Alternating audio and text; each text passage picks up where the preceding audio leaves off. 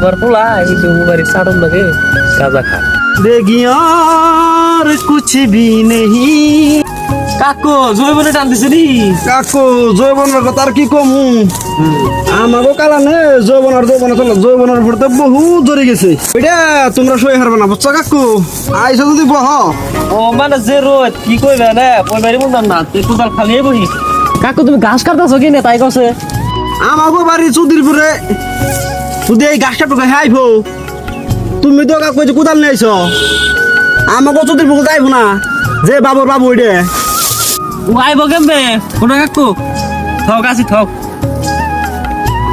তোমার পোলাই ওই যে অমুকের নাগে বাইকে ঘুরে অমুকের নাগে অমুক খানে যায়, তারপর আর কথা তো শুনেই নাই।